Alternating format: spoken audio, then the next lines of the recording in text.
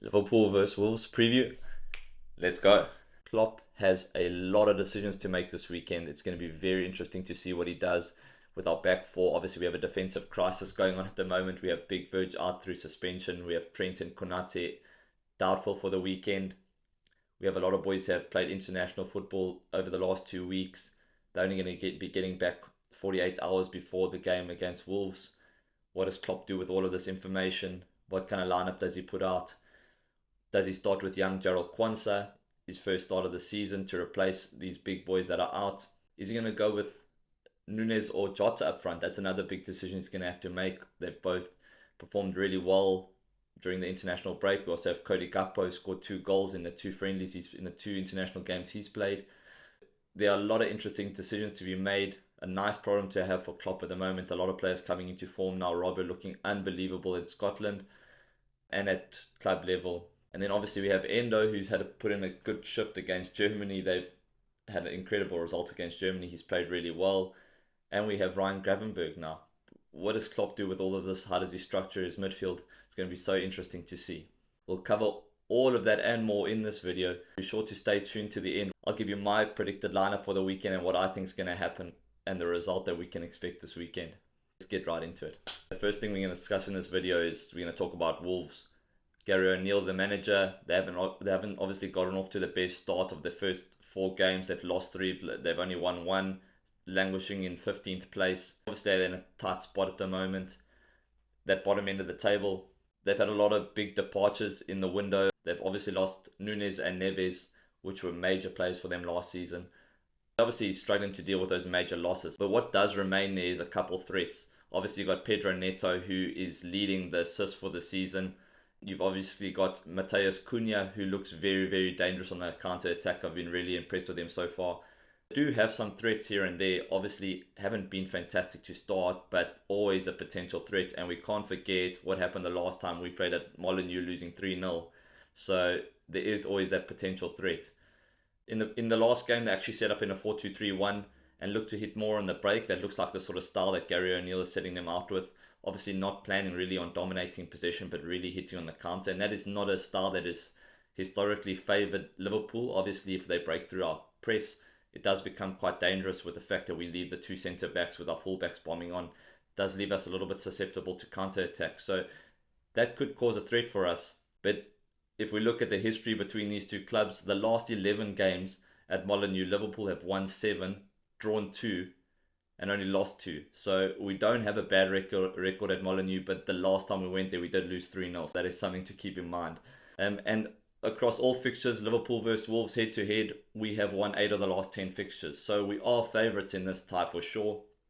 But can we go to Molineux this weekend and keep up our good form and take that next jump and solidify that position in the top 4 and really start to push on from here? I think it's a massive performance that is needed from Liverpool this weekend, especially with the major setbacks we have with the injuries and the suspension to Virgil van Dijk. If we can get past that, if our backup players, guys like Joe Gomez, like Jarell Quansah, if he starts, can they step up and really make that jump into the first team and help us to get a victory this weekend? It's going to be very interesting to see. Now let's talk about the Reds. Let's talk about Liverpool. What are the big issues we have this weekend? We obviously have Trent doubtful. We have Konate doubtful. And Big Verge is out with the suspensions. That does leave us really thin at the back defensively. Looks like the back 4 we're going to have to go with is possibly Joe Gomez at right back, Jarell Quansah and Joel Matip centre backs, and then the ever steady Robertson at left back.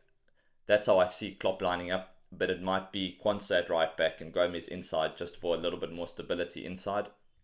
It's going to be interesting to see what Klopp does with that decision. That is where we maybe do miss that utility player like James Milner.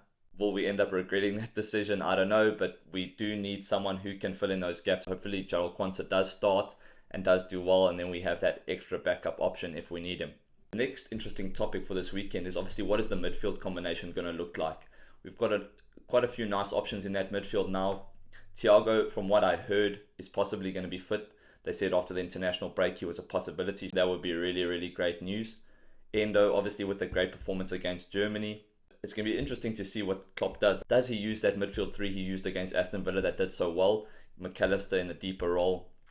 Or does he start with Endo MacAllister and Szoboszlai in front of him. I don't know, do we use Ryan Gravenberch? He's obviously got into a bit of hot water with the Dutch national team because he's actually opted out of national duty the last 2 weeks and chose to stay at Liverpool in order to get ready and prepare himself and sort of merge into the squad more successfully. Does he feature? It's going to be really interesting to see what dynamic we go with in the midfield. That's going to be another big talking point leading up into this one. Personally, I think he might go with Endo if I just judge by, obviously it's a away game, they have a very big counter-attack threat in my opinion. Endo might help, especially if we're going to go with a more inexperienced back four. Maybe Endo's the man to sort of solidify things and let MacAllister and Szoboszlai push out in the 2-8 positions. That is an option, and that's what I think he'll do this weekend. And something that Klopp is going to have to take into consideration for the weekend is the fact that a lot of the South American boys are only going to be travelling back into Liverpool 48 hours before the Molineux game. So there's a lot of travel there, and guys like, I think MacAllister played in Bolivia at that crazy stadium that's like 3,800 meters above sea level. But there's going to be a lot of fatigue that Klopp's going to have to manage there. How does that affect his selection? We'll have to wait and see. And then the next big question, the sort of headache that Klopp has at the moment, which is a good headache to have, is the fact that Cody Gakpo is coming into some form at national team level. He scored 2 goals in the last 2 games. Jota scored 2 in the last game, given it's Luxembourg, but he has got on the score sheet. He's looked really sharp. Darwin, a couple assists for Uruguay. So between the 3 of them, who does Klopp start up front? I personally think he starts with Jota and maybe Nunez with the impact. I don't know, maybe Cody he's looking more as the utility player, somewhere that fits in other positions, maybe off the left or out of the 8 role, sort of more as a 10 or a false 9. We'll have to see. But it's a nice headache to have, a nice problem to have, that a lot of our attacking players are coming into form. Then just a quick note on Mo Salah. Obviously, he hasn't left during this window, despite all the rumours and transfer saga regarding Saudi and the massive money. And not once did his agent come out and mention anything about him interested. He never once came out in the media and said anything about the deal. He's been a true professional, and I think Liverpool fans really respect that. And the fact that he looks like he wants to be at Liverpool. I mean, he's turned down probably one of the most lucrative contracts in football history to stay at Liverpool. So that's a massive boost. I'm super chuffed. So I hope that pushes on and he goes on to have another phenomenal season.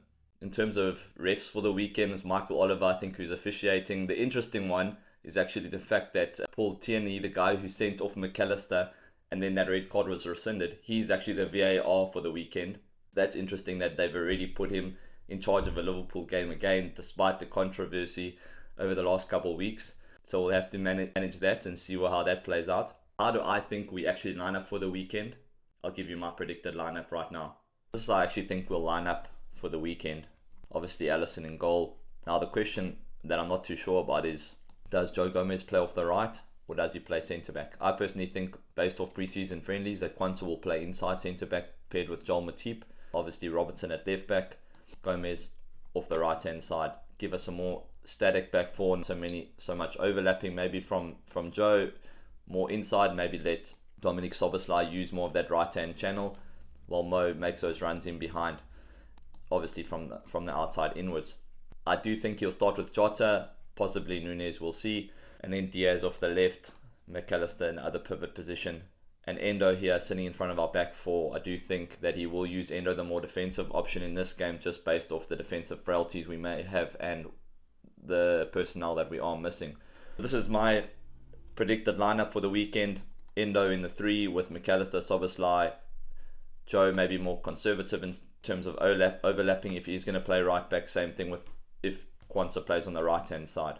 Then that does give Szoboszlai more freedom, more in that Henderson role, sort of peeling out onto the right hand side. If you look at a lot of the work that he did for Red Bull last season, he did play a lot off that right hand side and he is familiar with playing off the wing, so he can take up that position as Salah plays more as that inside striker or winger, tucking in and or cutting in to get shots away. So it is going to be interesting to see. This is my predicted lineup, and I think that Liverpool does win this game 2-0 away from home. Jota, MacAllister on the score sheet. That's my prediction. That's what I hope is going to happen this weekend. Let me know in the comments what you think Klopp is going to do this weekend. Who do you think he's going to put in that midfield three? And does Jarell Quansah get his first start for Liverpool this season? Very exciting prospect, so it'll be very interesting to see how Klopp tends to line up. So chuffed that Salah's staying. Fantastic news for the boys, and I hope that we go and get the result this weekend. That's my predicted lineup. Please give me yours in the comments below. Hit a like and subscribe, and I'll see you guys in the next one. And hopefully we happy fans come the next video.